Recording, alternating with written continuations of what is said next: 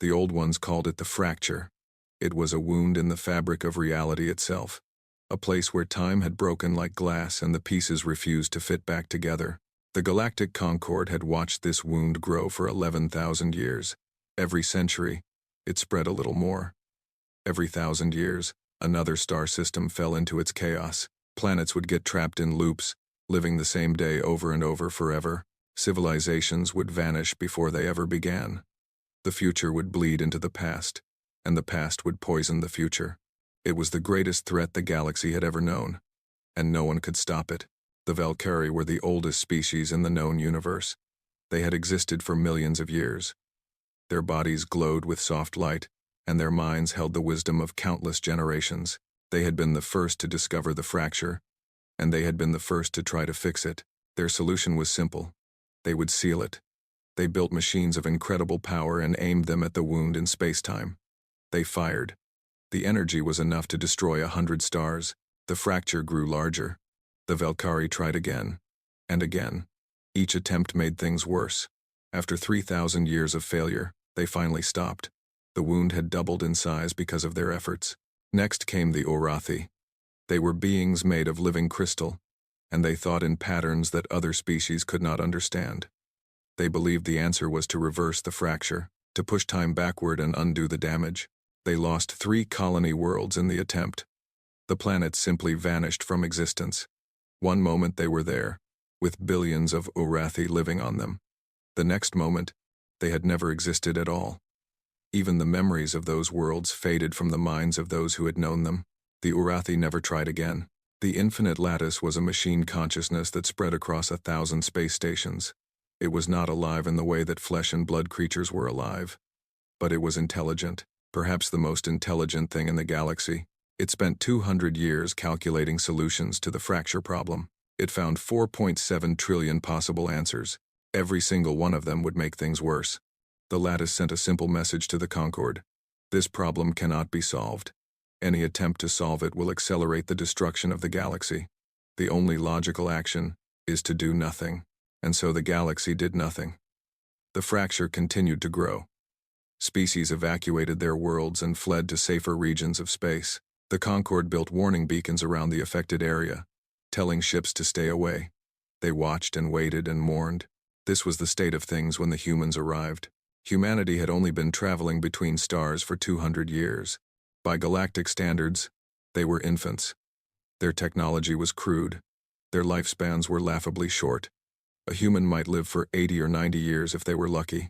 The Valkyrie ambassador had once met a human who was considered old at the age of 70. She herself had been alive for 12,000 years. The Concord had classified humans as curious but reckless. They asked too many questions. They poked at things they did not understand. They had a strange habit of believing they could solve problems that wiser species had already declared impossible. When the human delegation requested access to the fracture data archives, the Valkyrie ambassador almost refused. What could these short-lived creatures possibly learn that the elder species had not already discovered? What arrogance made them think they could succeed where the greatest minds in the galaxy had failed? But something made her hesitate.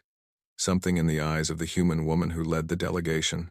Her name was Dr. Yuki Tanaka. She was 41 years old, which meant she had already lived more than half her expected life. Her hair was black with streaks of gray, and her face showed the lines that came from years of smiling and frowning and thinking hard about difficult things. The Valkyrie ambassador had seen many expressions in her long life: arrogance, desperation, greed, fear. She had learned to read these emotions across hundreds of different species, but the look in Dr. Tanaka's eyes was none of these things. It was hope, not the foolish hope of someone who did not understand the danger, not the desperate hope of someone grasping at straws. It was something quieter and stronger. It was the hope of someone who believed that answers existed, even if no one had found them yet. "Why do you want to study the fracture?" the ambassador asked. Dr. Tanaka smiled. It was a warm smile, the kind that made you want to smile back. "Because everyone else has given up," she said, "and humans are very bad at giving up." The ambassador granted the request. She did not expect anything to come of it, but she was curious. In 12,000 years of life, she had learned that curiosity was the one thing that made existence worth continuing. The humans set up their research station 3 light-years from the edge of the fracture. It was a small station, nothing compared to the massive structures the elder species built. Only 47 humans lived and worked there.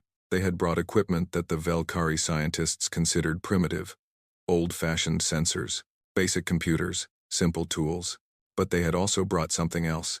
Something the elder species had stopped bringing to their research long ago. They brought questions. The Velkari had spent thousands of years looking for answers. They had built their research around finding solutions, creating fixes, developing cures. They knew what they wanted to achieve. They just needed to figure out how to achieve it. The humans were different. They did not start with answers. They started with questions, and not the complex, sophisticated questions that the elder species asked. The humans asked simple questions, basic questions, the kind of questions that a child might ask. Why does the fracture exist? What does it want? Is it really broken? Or does it just look broken to us? The Velkari scientists who observed the human team found these questions frustrating. They had moved past such basic inquiries thousands of years ago. Asking, "What does it want?" about a phenomenon of physics seemed foolish. The fracture did not want anything. It was not alive. It was simply a malfunction in the structure of space-time. But Dr. Tanaka disagreed. "Everything has a pattern," she said one day, while reviewing the data from the fracture. "Everything has a rhythm. Even chaos has a shape, if you look at it long enough. We have been looking at the fracture as a problem to be solved. But what if it is not a problem? What if it is a question waiting to be understood?" The Velkari observer filed her report that evening. It was short and confused. "The humans are approaching this all wrong," she wrote. "They are treating the fracture as if it were a living thing with feelings and intentions. This is clearly a mistake. And yet, I find myself wanting to see what happens next. There is something in the way they look at the universe. Something I do not have a word for. It makes me feel strange. It makes me feel young." She paused before sending the report. Then she added one final line. "I think I remember this feeling. I think it is called hope." 3 years passed. The human research team worked in their small station, studying the fracture day after day. They collected data, they ran experiments, they talked and argued and debated late into the night.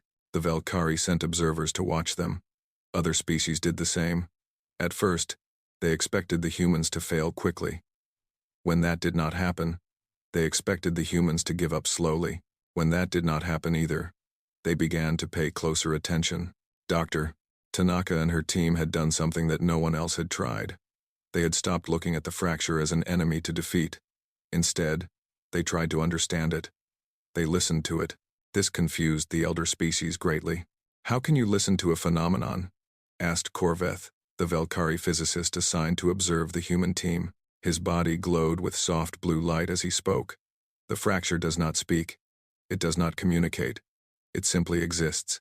Dr. Tanaka was sitting at her desk, surrounded by screens showing data from the fracture. She looked tired. There were dark circles under her eyes, and her gray hair had grown longer and messier over the 3 years. But her eyes were still bright with that strange light that the Velkari had learned to recognize. "Everything communicates," she said. "Not with words, but with patterns, with rhythms, with the way it moves and changes over time." She pulled up a visualization on her main screen. It showed the fracture as a swirling mass of colors and shapes. "Look at this. What do you see?" Korveth studied the image. "I see chaos, randomness, destruction." "Look again. Look closer." The Velkari looked. He had studied images like this for centuries. He knew what the fracture looked like. It was a wound, a tear, a break in the fabric of reality.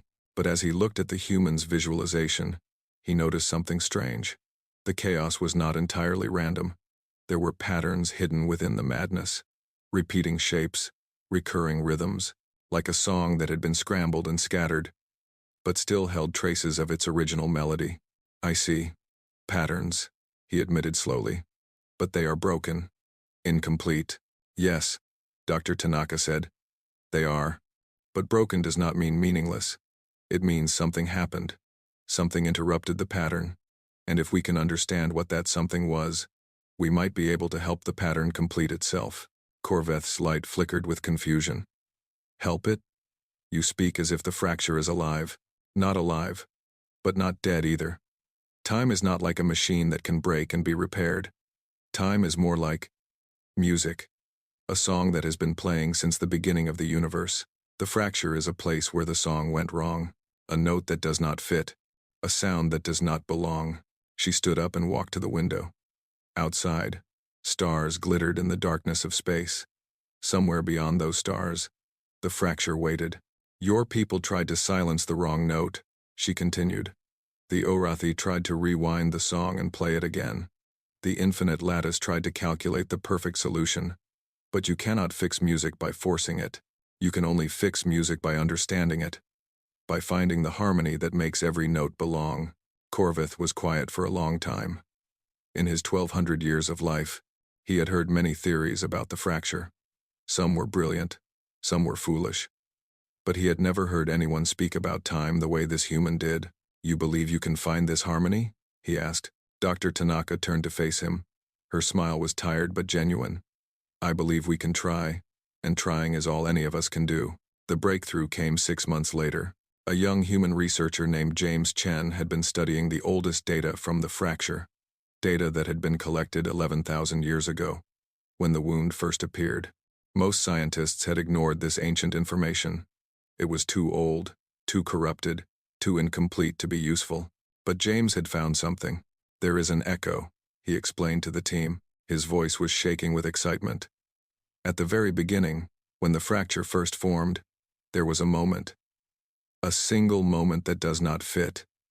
It is like a heartbeat that came at the wrong time. And that heartbeat has been repeating ever since, getting louder, getting more distorted. That is what the fracture is. It is not a wound.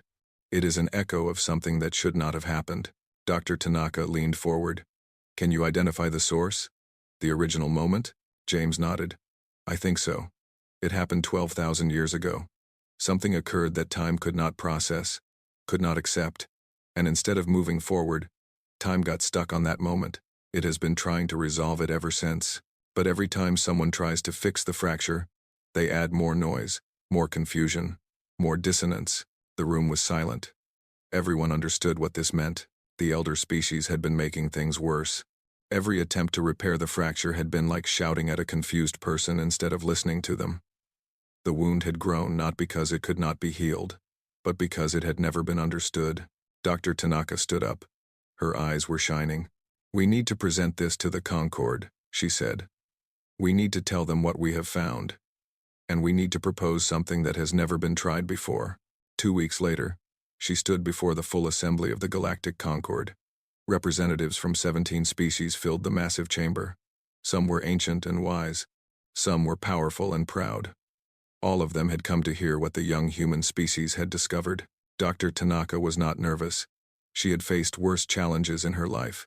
She had buried her parents, survived a war, rebuilt her career after failure, and raised a daughter alone. Speaking to a room full of aliens was not the hardest thing she had ever done. The fracture is not a wound, she began. Her voice was calm and clear. It is a dissonance, a moment in time that could not find its place in the greater pattern. Every attempt to fix it has failed because you were trying to change time, to force it, to control it. She paused and looked around the room. Thousands of eyes watched her. Thousands of minds waited for her next words. We propose something different. We do not want to change time. We do not want to alter the past or control the future.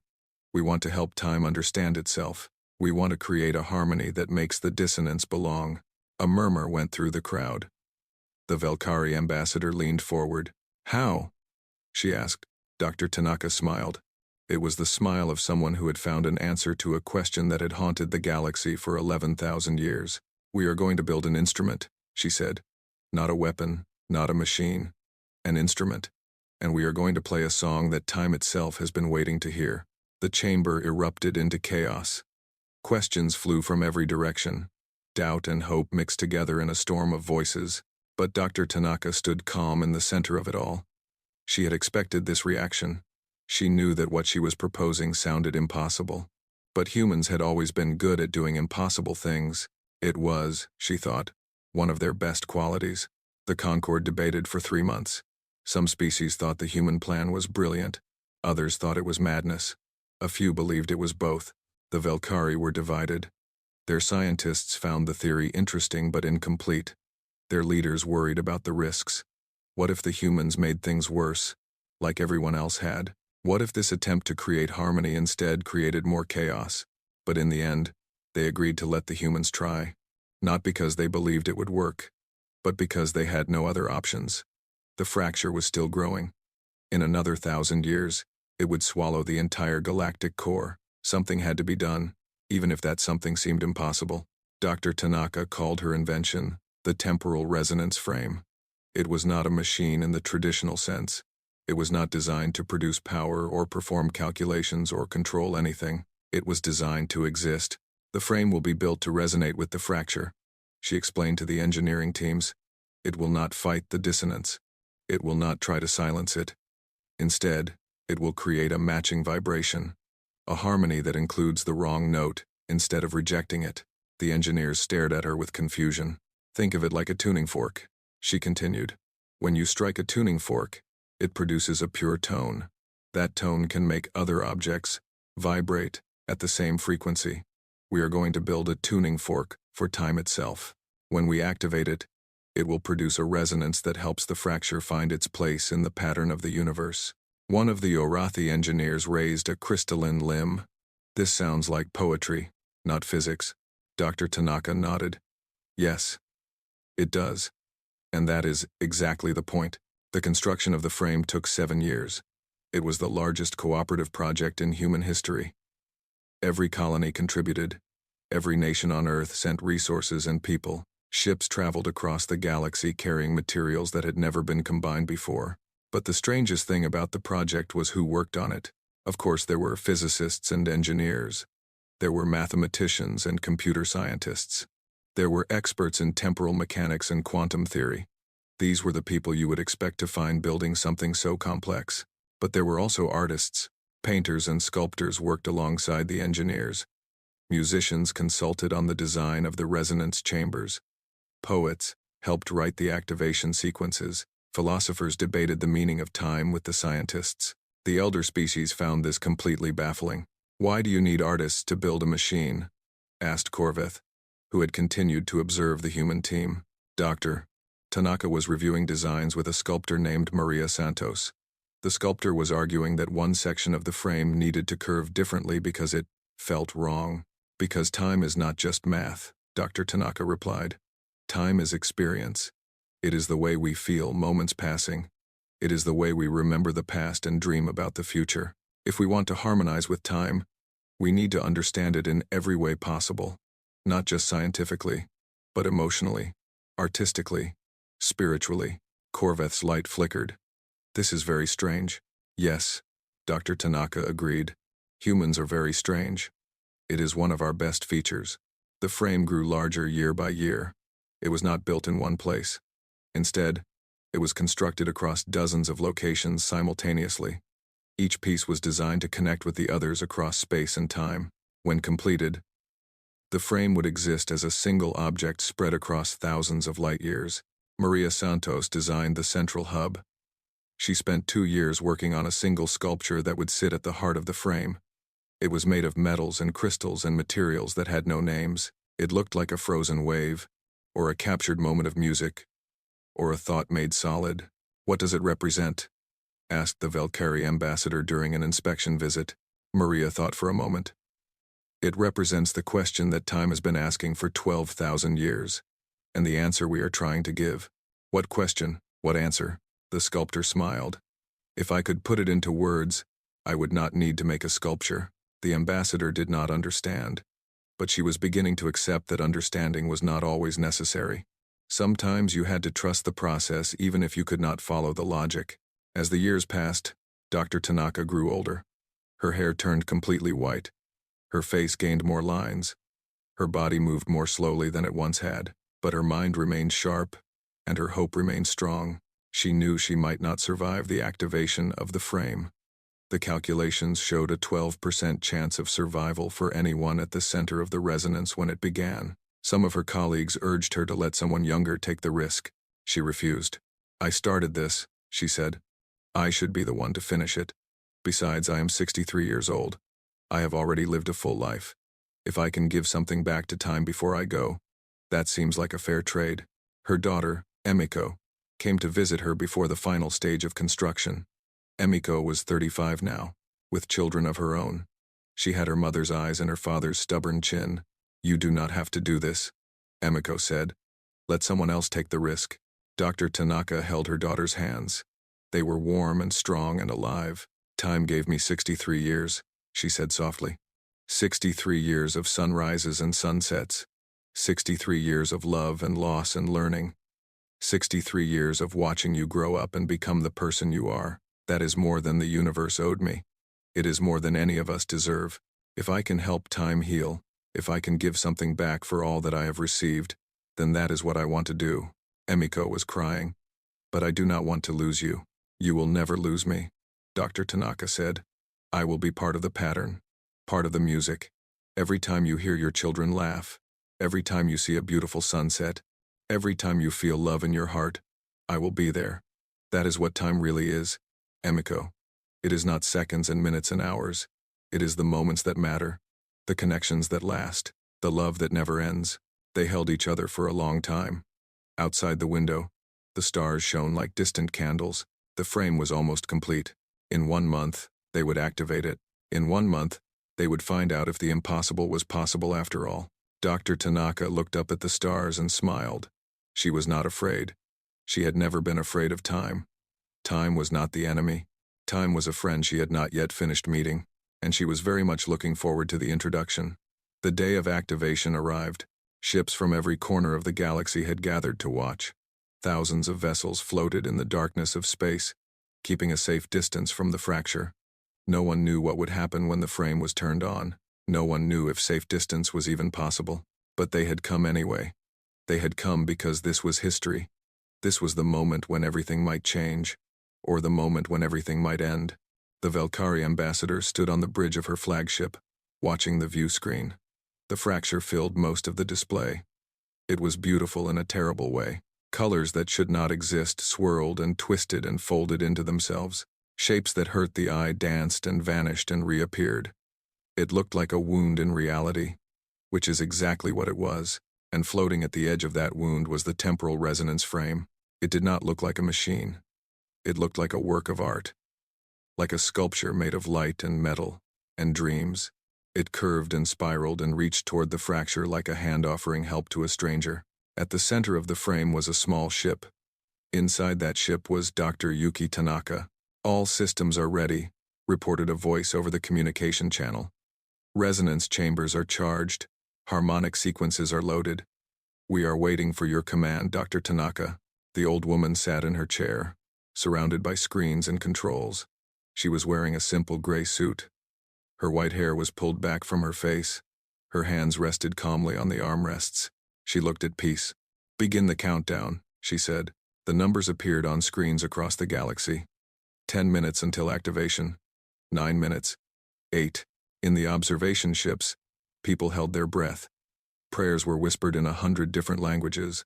Hopes and fears mixed together like oil and water, separate but touching. Dr. Tanaka closed her eyes. She thought about her life, about her childhood in Kyoto, where she had first looked up at the stars and wondered what was out there, about her years in university, where she had learned that the universe was stranger and more beautiful than she had ever imagined, about her marriage, brief but happy, about her daughter, the greatest gift she had ever received. She thought about all the moments that had led her to this place, all the choices and chances and accidents, all the days that had seemed ordinary but had turned out to be important. Time, she realized, was not a line. It was a web. Every moment connected to every other moment. Every choice created ripples that spread forward and backward through the pattern. Nothing was truly lost. Nothing was truly forgotten. It all became part of the music. 1 minute to activation, said the voice. Dr. Tanaka opened her eyes. She looked at the fracture.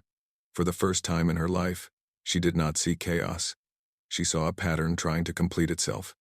She saw a question waiting for an answer. She saw time itself, confused and hurting and hoping for help. "Hello," she whispered. "I have been looking forward to meeting you." 30 seconds.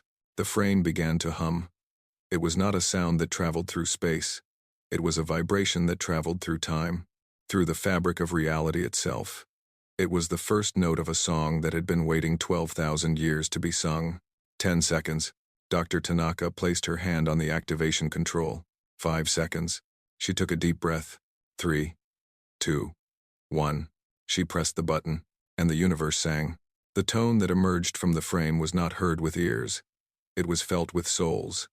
It resonated in the bones of every living creature within 1,000 light years. It touched something deep and ancient and forgotten. It was the sound of a question finally being answered.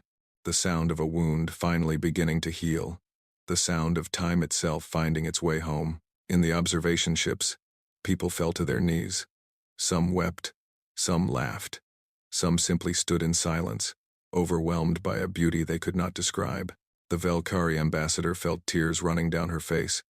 She had not cried in 3,000 years. She had forgotten that she could. It is. She tried to speak, but words failed her. Inside the fracture, something extraordinary was happening. The chaos did not stop. The swirling colors did not fade. The impossible shapes did not disappear. But they changed. They shifted. They found new patterns, new rhythms, new ways of existing. The dissonance was not being silenced. It was being harmonized. The wrong note was finding its place in the music. Dr. Tanaka felt the resonance wash through her. It was warm and cold and everything in between. It was every moment she had ever lived and every moment she had yet to live. It was the past and the future and the eternal present, all woven together into a single perfect instant. And then she felt something else. Something she had not expected. She felt time respond. It was not a voice. It was not a thought. It was more like a feeling. A sense of recognition, of gratitude, of relief. Time had been hurting for 12,000 years.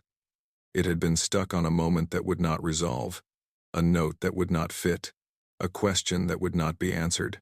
It had been trying to fix itself. But every attempt had failed. Every intervention had made things worse. And now, finally, someone had understood. Someone had listened instead of shouting. Someone had helped instead of forced. Someone had offered harmony instead of demanding control. "Thank you," Dr. Tanaka whispered. She was not sure if she was speaking to time, or to the universe, or to herself. It did not matter. The words were true regardless. The fracture began to close. Not with violence or force, but with gentleness. Like a flower folding its petals at night. Like a child finally falling asleep after a long day. Like a wound healing under the care of a gentle hand. The ships watched in amazement as the chaos slowly faded. The colors became calmer. The shapes became clearer. The impossible became possible once again. It took 3 hours for the fracture to fully close. 3 hours for 12,000 years of damage to be undone. Not erased, not reversed, simply resolved. The dissonant moments of history found their place in the pattern. The echo that had haunted space-time was finally at peace. When it was over, there was only normal space where the fracture had been. Stars and planets and empty void. Beautiful in its ordinariness. Perfect in its simplicity. And at the center of it all, the frame floated silently. And inside the frame, Dr. Yuki Tanaka was still alive. She opened her eyes and looked at the stars. They looked the same as they always had. But somehow, they also looked different. Brighter, clearer, more beautiful. She laughed. It was a small laugh, tired and happy and full of wonder. "We did it," she said to no one in particular. "We actually did it." The universe did not respond, but she could feel it smiling, and that was enough. The galaxy was never the same after that day. The news spread faster than light itself. The fracture was gone. The wound that had threatened to swallow the universe had been healed, and it had been healed by humans. By a species so young that most of the galaxy had barely noticed their existence. Dr. Yuki Tanaka became the most famous human in history. Ships lined up for weeks to meet her. Leaders of every species sent messages of gratitude and wonder. She was offered positions of power, titles of honor, and riches beyond imagination. She refused them all. "I did not do this for fame or money," she said in an interview that was broadcast across the galaxy. "I did it because it needed to be done. Because time was hurting, and we found a way to help. That is enough reward for me."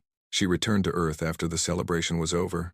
She moved back to Kyoto, to a small house near the temple where she had played as a child. She spent her remaining years gardening, writing letters to her grandchildren, and watching the sunrise over the mountains. She died at the age of 91, peacefully, in her sleep. Her last words, spoken to her daughter Emiko, were simple and true. What a wonderful time it has been. But her legacy lived on, and it changed everything. The Valkyrie were the first to admit that they had been wrong. For millions of years, they had believed that wisdom came from age, that the oldest species must be the wisest, that younger races had nothing to teach those who had existed since before their stars were born. The humans had proven them wrong. We spent 11,000 years trying to master time, the Valkyrie ambassador wrote in her memoirs. The humans spent 63 years learning to dance with it. In the end, the dance was the only answer that mattered. The ambassador herself lived for another 3,000 years after the healing of the fracture. She spent much of that time studying human culture. She learned their languages, read their books, listened to their music. She even tried to learn their art of making tea, though her long fingers made holding the delicate cups difficult. They see the universe differently than we do, she explained to her students. They live such short lives that every moment matters to them. Every sunrise is precious because they will only see a limited number of them. Every relationship is treasured because they know it will end. This limitation, which we always saw as a weakness, is actually their greatest strength. It teaches them to value what they have instead of taking it for granted. Other species began to learn from humanity as well. The Orathi, who had lost 3 worlds to the fracture, sent their young to study at human universities. They wanted to understand the philosophy that had saved the galaxy. They wanted to learn how to think like humans. It was not easy. The crystalline beings lived for thousands of years and thought in patterns of pure logic. Emotion was difficult for them. Art was strange. The idea of finding meaning in temporary things seemed foolish at first, but slowly, they began to understand. One young Urathi student wrote a poem after his first year on Earth. It was the first poem an Urathi had ever written. It was short and simple, but it made his teachers cry. I watched a flower bloom and die in a single season. I thought it was sad. Then I realized, the flower was not sad.